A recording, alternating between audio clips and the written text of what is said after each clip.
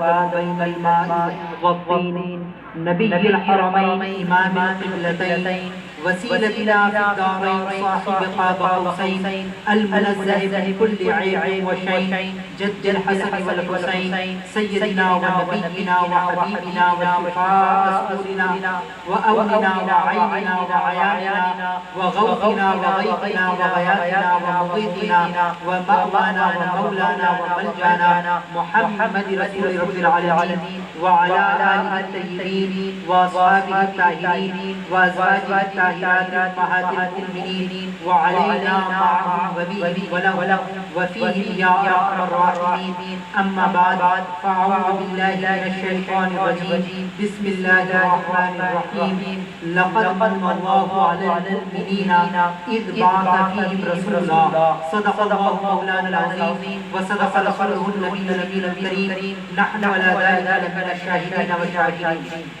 من علينا ربنا إذ بعث محمدا أيده بأيده أيدنا بأحمد أرسله مبشرا أرسله مجدا صلوا عليه سرمدا اللهم صل على سيدنا ومولانا محمد وعلى آله وصحبه وبارك وسلم. وہ مختار کائنات ہے جو چاہے مانگ لو، وہ مختار کائنات ہے جو چاہے مانگ لو، میرے نبی حیات ہے جو چاہے مانگ لو. آنکھوں کا نور ہو یا دلوں کا سرور ہو، وہ مالک کائنات ہے جو چاہے مانگ لو. اور محمد صلی اللہ علیہ وسلم محمد نہ ہوتے تو ان کے دیوانے کہاں جاتے، نہ جلتے شمع محفل میں تو پروانے کہاں جاتے. ہر ایک کو ہے حشر میں ان کی شفاعت کا آسرا، وہ نہ ہوتے تو ہم جیسے خدا جانے کہاں جاتے. اور اگر مصطفیٰ کی ضمانت نہ ہوتی تو شکل ہماری سلامت نہ ہوتی، حشر میں بھی ذلت و رسوائی ہوتی اگر مصطفیٰ کی شفاعت نہ ہوتی. اور آخری شعر، وہ خشک شاخوں کو تازہ گلاب دیتے ہیں، وہ عہد ضعیفی کو پھر سے شباب دیتے ہیں. اور غفلت نہ کر پڑھ لے درود ان پر، قسم خدا کی وہ تیرے سلام کا جواب دیتے ہیں. بارگاہ رسالت محبت کے ساتھ ایک بار درود و سلام پیش کیجیے. اللہم صلی علی سیدنا و مولانا محمد وعلی آلہ وصحبہ وبارک وسلم. میں دل کی گہرائیوں سے مبارکباد پیش کرتا ہوں جناب حضرت مولانا قاری محمد راشد اختاری صاحب اور جتنے لوگوں نے تعاون کیا. دعا کرتا ہوں اللہ رب العالمین کی بارگاہ میں کہ جس طرح نبی پاک صلی اللہ علیہ وسلم کے میلاد کی محفل کو انہوں نے سجایا، اللہ کریم ان کی دنیا کو، ان کے گھر کو، ان کی آخرت کو، ان کے قبر کو ہمیشہ سجائے رکھے، بنائے رکھے. وقت مختصر ہے، چند باتیں انشاءاللہ میلاد کے عنوان سے عرض کرنے کی کوشش کروں گا، لیکن ابتدا درود پاک کی ایک فضیلت سے جو کم لوگوں نے سنی ہوگی. ایک حدیث پاک میں پیارے آقا سرکار دو عالم صلی اللہ علیہ وسلم ارشاد فرماتے ہیں لِكُلِّ شَيْءٍ طَهَارَةٌ وَغُسْلٌ. میرے آقا نے ارشاد فرمایا ہر چیز کے لیے طہارت ہے اور غسل ہے. کوئی چیز ایسی نہیں کہ جس کے لیے طہارت نہ ہو غسل نہ ہو. مثال کے طور پر ہمارے کپڑے ناپاک ہو گئے، ہم کیا کرتے ہیں؟ کپڑے کو دھو لیا، کپڑے پاک ہو گئے. جسم ناپاک ہو گیا، غسل کر لیا، جسم پاک ہو گیا. کسی نے فرش ناپاک کر دیا، فرش کو دھو دیا، فرش پاک ہو گیا. تو میرے آقا نے ارشاد فرمایا لِكُلِّ شَيْءٍ طَهَارَةٌ وَغُسْلٌ. ہر چیز کے لیے طہارت ہے، غسل ہے. اور بندے کے دل ناپاک ہو جائے تو بندے کا دل کا غسل کیا ہے؟ تو میرے آقا فرماتے ہیں مِنَ الصَّدَعِ الصَّلَاةُ عَلَيَّ. تو مجھ پر درود و سلام پڑھنا اللہ تمہارے دلوں کو پاک کر دے گا. محبت کے ساتھ ایک بار درود و سلام پڑھ لیجیے. اللہم صلی علی سیدنا و مولانا محمد وعلی آلہ وصحبہ وبارک وسلم. میں نے قرآن کریم فرقان حمید کی ایک مایہ ناز آیہ کریمہ کی تلاوت کری. لَقَدْ مَنَّ اللَّهُ عَلَى الْمُؤْمِنِينَ إِذْ بَعَثَ فِيهِمْ رَسُولًا. اللہ رب العالمین نے ارشاد فرمایا کہ میں نے مومنوں پر عظیم احسان کیا کہ ان میں اپنا رسول بھیج دیا. آپ غور کریں اللہ نے کتنی نعمتیں دی ہیں. اگر بندہ شمار کرنا چاہے، اگر بندہ گننا چاہے تو زندگی بھر شمار کرتا رہے، رب کی نعمتوں کو نہ گن سکتا ہے نہ شمار کر سکتا ہے. اسی کا ذکر قرآن میں اللہ نے جگہ جگہ کیا. جیسے آپ سورہ رحمان پڑھیں، فَبِأَيِّ آلَاءِ رَبِّكُمَا تُكَذِّبَانِ، اے میرے بندے تو اپنے رب کی کون کون سی نعمتوں کو جھٹلائے گا.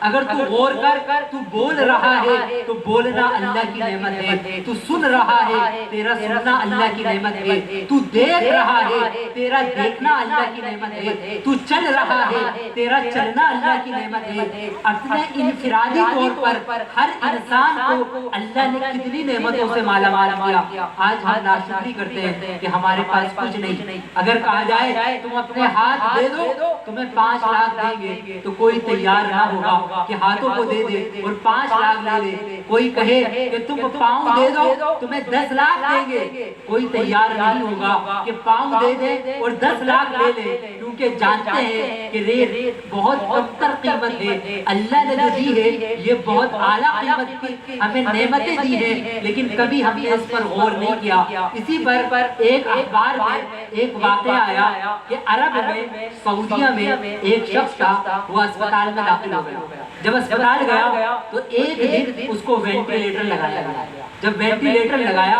اور وینٹیلیٹر سے ڈسچارج کیا تو وینٹیلیٹر کا بل بہت ہوتا ہے. ایک دن بعد اس کی سانسیں آ گئی، اس کو بل تھمایا 6000 ریال کا. جب بل اس نے دیکھا تو رونے لگا. جب رونے لگا تو پاکستان کی طرح کا قانون نہیں ہے. پاکستان میں تو کہیں گے کہ آپ مرنا بعد میں بل پہلے دو. وہاں انہوں نے کہا اگر پیسے نہیں ہیں آپ جاؤ، آپ صحیح ہو گئے، صحت یاب ہو گئے، آپ ایش کرو. اس نے کہا نہیں، 6000 ریال لگے. کہا لو تمہاری قیمت اور تمہارا بل. وہ اور حیران ہوئے، کہا پیسے بھی ہیں، بندہ صحت یاب بھی ہو گیا، پھر بھی رو رہے. اگر پیسے نہ ہو، بل دیکھ کر روئے تو سمجھ میں آئے، یا صحت یاب نہ ہو پھر روئے تو سمجھ بھی آئے. یہ دونوں چیزیں مل گئی. اب رونا کیسا؟ اب تو بندہ خوش ہو. کہا رو کیوں رہے ہو؟ کہا رونا اس بات پہ آ رہا ہے کہ میری عمر 60 سال کی ہو گئی. کہا روز اللہ مجھے سانس دیتا ہے، کبھی 1 روپیہ نہیں لیا. آج ایک دن تم نے سانس دی اور 6000 ریال کا مطالبہ کر دیا. تو مجھے آج رب کی محبت پر رونا آ رہا ہے کہ یہ سانس اتنی قیمتی ہے کہ میں نے کبھی قدر ہی نہیں کی کہ اللہ روز دیتا ہے. کبھی 1 روپیہ کا مطالبہ نہیں کرا، کبھی تقاضا نہیں کرا. آج تم نے ایک دن دی تو ہم سے 6000 ریال مانگ لیے. اتنی قیمتی چیز رب العالمین دیتا ہے لیکن بندوں سے کوئی تقاضا نہیں کرا. ہم نے کبھی غور کرا کہ کتنی بڑی نعمت ہے یہ سانسوں کی روانی، یہ دل کی دھڑکن، ہر سیکنڈ دل دھڑک رہا ہے، اللہ کی نعمت ہے. دن کے اجالے کو دیکھیں، اگر اسی پر بات کی جائے کہ رب کی نعمتیں کتنی ہیں تو رات بھر گزر جائے، بندہ نہ بیان کر سکتا ہے نہ شمار کر سکتا ہے کہ رب کی نعمتیں کتنی ہیں. بس مختصر یہ کہ دن کا اجالا دیکھیں تو رب کی نعمت. قرآن میں رب فرماتا ہے وَجَعَلْنَا اللَّيْلَ لِبَاسًا، تمہیں رات دیا تو رات کا اندھیرا نعمت. وَجَعَلْنَا نَوْمَكُمْ سُبَاتًا، تمہیں نیند دی تو یہ بھی اللہ کی نعمت ہے. وَجَعَلْنَا النَّهَارَ مَعَاشًا، دن دیا اس لیے کہ تم کام کاج کرو. کام کاج کر کے تھک گئے، اب بندے کو آرام کی ضرورت ہے. رب نے کہا تمہیں رات دے دی، سو جاؤ، آرام حاصل کر لو. ایک رات بندہ نہ سوئے، دوسرے دن اس کو بولیں چلو، وہ کہے گا میرے دماغ میں درد ہو رہا ہے، میں اس قابل نہیں ہوں کہ چل سکوں، میرا دماغ ماؤس ہو جا رہا ہے. لیکن اللہ نے کیسا انتظام کیا بندے کے لیے کہ بندے کو نیند دے دی کہ رات بھر دن بھر تھکا تھا، رات بھر آرام کیا، دوبارہ تازہ دم ہو گیا. کہا اب نکلو، اب دوبارہ کام کاج کرو. دوبارہ تھک گئے، دوبارہ سو جاؤ، تمہیں پھر نیند دے دی. کتنے احسان، کتنے انعام اللہ نے عطا فرمائے. اسی طرح ہم چاند کی روشنی دیکھیں، ستاروں کی چمک دیکھیں. جو اہل علم ہیں وہ جانتے ہیں، جو سفر کرتے ہیں، اگر ستارے نہ ہوں تو بندہ بغیر ان کی رہنمائی کے سفر نہیں کر سکتا. کرتا وہ بھٹک جائے گا. تو ستارے ہیں تو یہ اللہ کی نعمت ہے، لیکن اللہ اتنی نعمتیں دیتا ہے اپنے بندوں کو، لیکن کسی نعمت پر اللہ نے یہ نہیں فرمایا کہ بندے میں نے تجھ پر احسان کیا، تجھے میں نے سورج دیا، تجھ پر احسان کیا رات کا اندھیرا دیا، تجھ پر احسان کیا تجھے انسان بنا دیا. کتنا بڑا احسان ہے. زندگی بھر بندہ خوش ہو، خوشیاں منائے کہ انبیاء تمنا کرتے رہے کہ یا اللہ ہمیں رسول اللہ کا امتی بنا دے. ہم نے کون سی تمنا کی؟ میں آپ سے سوال کروں، کتنی دعائیں کی، کتنی آرزو کی، کتنی تمنا کی؟ تو جواب ملے گا کچھ نہیں. یہ اللہ کا احسان ہوا کہ اللہ نے ہمارا انتخاب کیا اور رسول اللہ کا امتی بنا دیا. ایک بندہ پیدا ہونے سے لے کر مرتے دم تک صرف اسی پر اللہ کا شکر ادا کرتے رہے کہ تو نے ہمیں رسول اللہ کا امتی بنا دیا، تو شکر ادا نہیں کر سکتا. مجھے اسی پر ایک جنید بغدادی کا قول یاد آیا کہ حضرت جنید بغدادی ایک کتا جاتا تو کتے کے ادب میں کھڑے ہو جاتے. تو آپ کے مریدین نے دیکھا اور بڑی حیرت کی کہ وقت کے غوث اعظم کے پیروں کے پیر ہیں. الحمدللہ 11ویں شریف کا مہینہ بھی چل رہا ہے، اتنا بلند مقام اور کتے کے لیے کھڑے ہو جائیں، یہ کیا بات ہے؟ کہا حضرت یہ کیا ہے؟ کہنے لگے کتے نے مجھ سے ایسا سوال کیا کہ جس کا جواب میرے پاس نہ تھا. کہا وہ سوال کیا؟ کہا کتے نے ایک دن مجھ سے کہا اے جنید بغدادی یہ بتاؤ کہ تمہیں اللہ نے اتنا بڑا پیر بنا دیا، انسان بنایا، رسول اللہ کا امتی بنایا، تمہارا کون سا عمل ازل میں تھا کہ جس کا تمہیں یہ صلہ ملا؟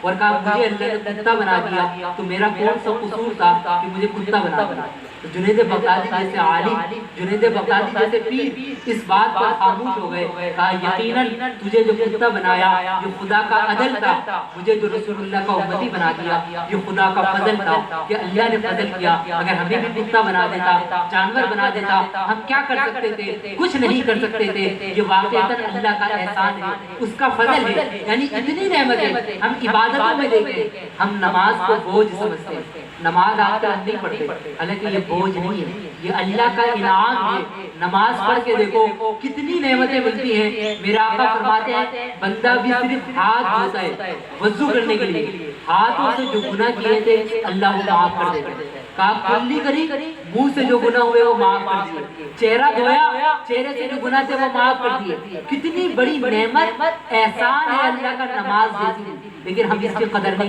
کرتے. لیکن اللہ نے اتنی نعمتیں دی، اتنی نعمتیں دی، کسی نعمت میں یہ نہیں فرمایا کہ بندوں میں نے احسان کیا تمہیں یہ بھی دیا، یہ بھی دیا، یہ بھی دیا. پورا قرآن آپ پڑھیں صرف ایک نعمت پہ اللہ فرماتا ہے کہ میرے بندوں تم پر احسان ہوا کہ تمہیں اپنا رسول دے دیا.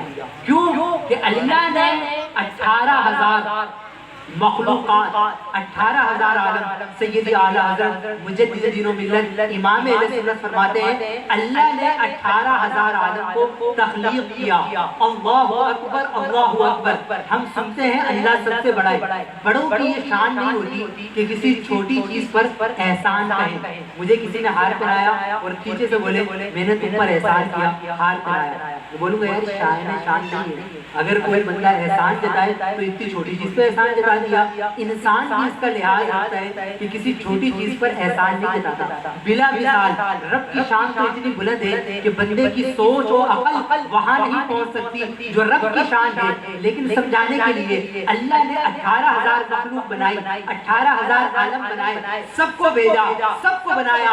لیکن وہ سب سے بڑا ہے، اس سے بڑا ہے کوئی نہیں. اس نے تمام مخلوق میں، تمام عالم میں سب کو بنایا. لیکن رسول اللہ سے بڑا کسی کو بنایا نہیں. تو سب سے بڑے نے جب سب سے بڑے کو بنا کر بھیجا تو فرمایا لقد من اللہ علی المؤمنین اذ بعث فیہم رسولا، کہ میں نے عظیم احسان کیا کہ تم نے اپنا رسول بھیج دیا.